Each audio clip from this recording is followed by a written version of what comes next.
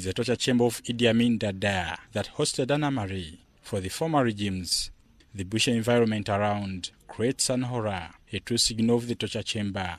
Inside are 5 prison-like rooms used by Idi Amin and Obote for atrocities against people that opposed their regimes. The place, it had water, and the water was electrified. It had a gate, to make sure no one escapes. And most of the people killed in this place were got within Kampala city. The business center and the suburbs. They used to blindfold them, throw them in the car boots, the saloon cars in their boots, drove them around Kampala for 6 to 7 hours to confuse them. And reaching here, people were already hopeless. So they would use the electrified water in order to extract information out of them. One would switch on and off electricity for a few seconds. Of course, many people died in water. And those who survived, they were put, that was like phase 1. Then they were put in the rooms. Inside we have got 5 rooms which worked as cells. And they used to pack. They used to put men in each room. Eventually they were suffocated and starved to death.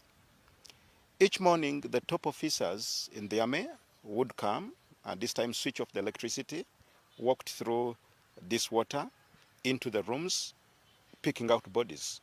And for those who seemed very weak inside the rooms, were again pushed in the same water, this time to make sure they are dead. Bodies from this place were dumped into the Nile River and eaten by the Nile crocodiles. Others in Lake Victoria, they are bigger fish like Nile perch and tilapia. Despite the dilapidated structure, the strong paint is full of markings that express feelings of those who lost their loved ones. Now, this is one of the cells, or the rooms that served as cells, and they were poorly ventilated. You can see the vents.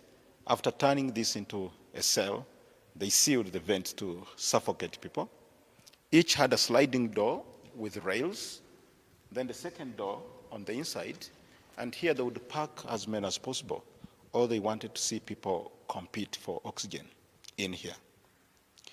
There are lots of writings, like at the extreme end, some are right from the prisoners. Someone wrote that Obote onzise naye abana bange, meaning that now that you have killed me, Obote, then what about my children? The atrocities against people by Amin and Obote too happened between 1973 and 1979. My name is Shalay Jones, and I come from the United States of America. And here we saw the torture chambers and where they put water on the ground and then electrocuted people, and it was a lot. It was very sad and very intense. The fact that they would have more than 100 people inside and it's dark and people would die here, like, that's heavy. That usually torturing people is bad, and we have to be kind to people and hold people accountable. Yeah. My name is Sarah Omar. I'm from South Africa. Coming here, looking at the torture chambers, it was a lot, and then hearing what happened here. It was very sad, but it's also, like, I've heard good things about Idi Amin, and then coming in and seeing this, and then it shows you that there's 2 sides to every person. But as Shalay had said, you do need to hold people accountable for their actions so that this isn't repeated again. I've seen the torture chambers, and I have learned that that the governments that are ruling in our country should take it into consideration that there is a time for everything. And when they are really taking on their roles as leaders, they should lead the people in such a manner that they will not be able to remember the government for the wrong things, but to remember the government for the good things it has done for them. And the fact that this place has been kept to remind Ugandans that torture does exist, and it is not really necessary in order to perpetuate a government in office. Fred Ndaula, a tour guide with the Uganda Tourism and Heritage Board, says the chambers initially were Namari, constructed by the Israelis under the directive of Idi Amin in 1971. This was part of the gate, and the electric cables came from this point, connected in water. The black line on the wall, that was a water line, and the switch, electric switch, was on the other side. But I spoke to one of the structures from Israel, and I remember this old man, when he looked at this, he said, yes, we constructed it, but not knowing that Idi was going to turn this into a torture chamber. He told me that armories are designed in such a way that lorries or trucks reverse. So when you look at the doors, the level, that is the level of the trucks, because lorries would reverse and offload weapons or loading weapons. So it was very easy. But he said that the cables were not part of the initial plan. So if you clearly look at the wall, the plaster on the main wall is different from this part. And he said that Idi put these cables, and this was to torture and kill people in here. However, when Amin got intelligence that Obote wanted to overthrow him, he turned the armory into torture chambers.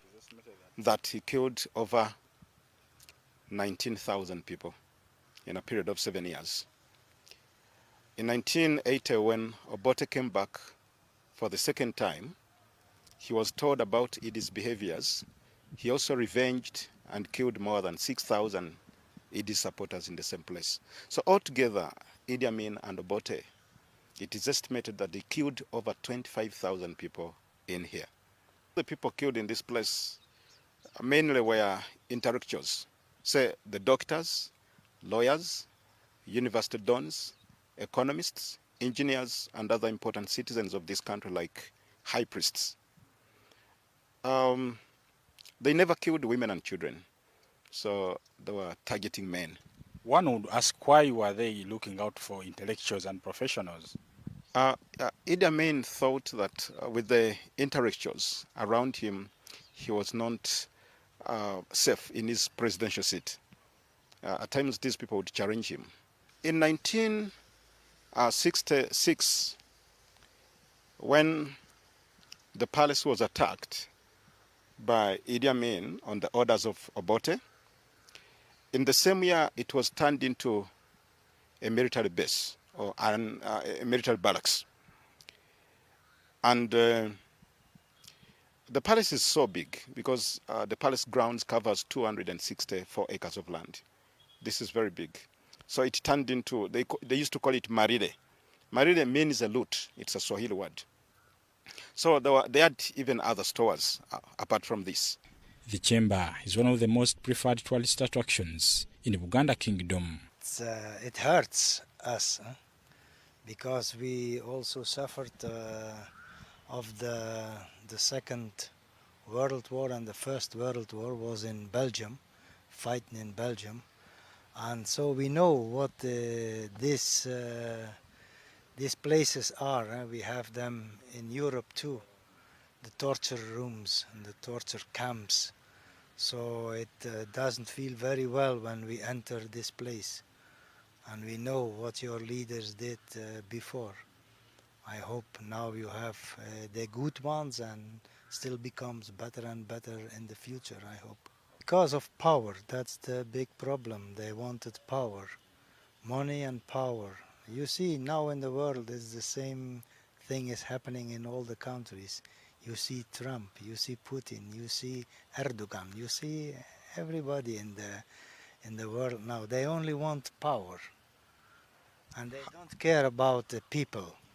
They only care about themselves. And that's very bad.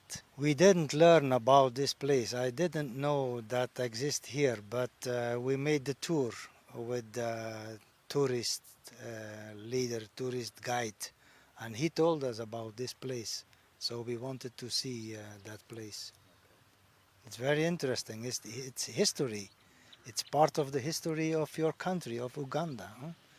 And you cannot forget this. You may never forget these things. Huh?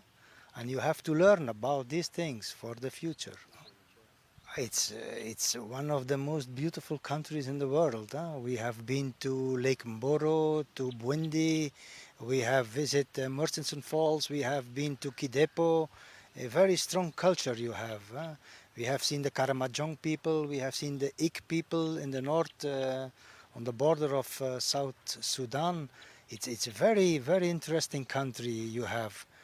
And I think the tourist places are very good organized also. I, yeah, I wonder because I visit a lot of countries in Africa, especially in West Africa, but this country is good organized for the tourism. Yeah, you have very good places to stay, to sleep, very good lodges, and yeah, not so expensive. So we will recommend your country. My name is Wim from Belgium. Yeah, I don't know how to say it in English, but it's terrible what happened here. Yeah. Um, we've been through whole Uganda and I found it very beautiful land.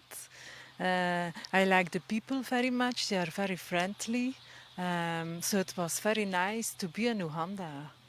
Buganda Heritage and Tourism Board, it has many products. I mean, we sell to international visitors, both local and international visitors. So this is one of the it's one of the products that we sell, and we find out that it attracts many people, because international visitors have read about the torture chambers and Idi Amin. We find that most of the international visitors have read about Idi Amin, like in the guidebooks. So when they come here, they really believe what the books say. Chambers and Idi Amin. We find that most of the international visitors have read about Idi Amin, like in the guidebooks. So when they come here, they really believe what the books say.